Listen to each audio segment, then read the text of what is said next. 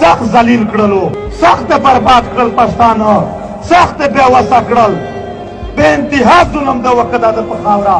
په دې زمونږ په ټول 1500 کاله تاریخ کې داسې جبر ظلم زمونږ د پښتنو سره چا هم نه دی کړی لکه تا چې وکړو.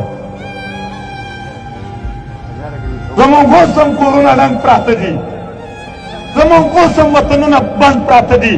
تاسو خو امریکې د کابل سره نه وي کړي لکه تا چې زمونږ د دې بیا هم لا داسې پښتانه دي چې په کورونو ناست دي. یو داسې د شرم او ضلالت کیسه وي چې انسان سوچ وکړي چې که دا وشوه بیا به راوځم. کومه ته وشوه؟ مونږ اوس هم لا یارېږو. په څه یارېږئ؟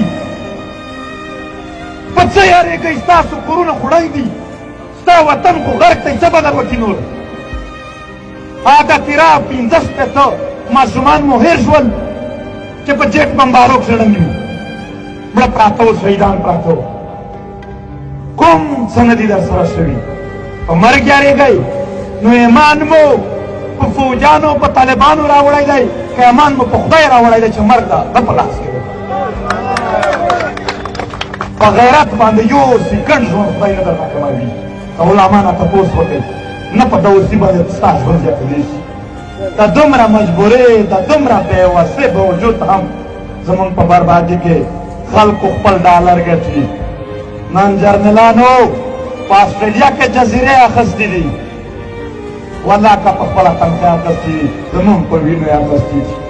زمونږ د خاورې موږ مزید په خپله خاوره آباد ژوند غواړو.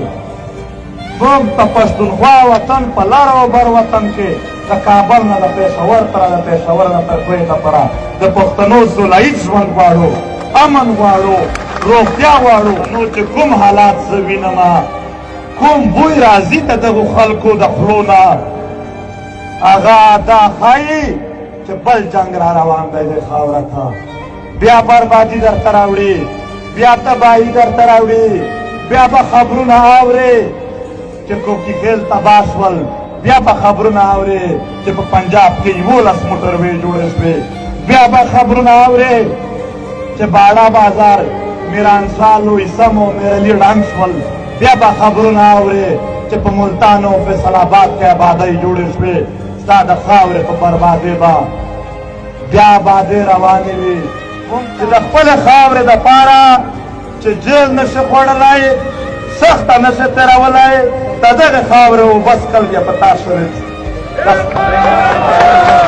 انشاءالله تحریک جوړ دی.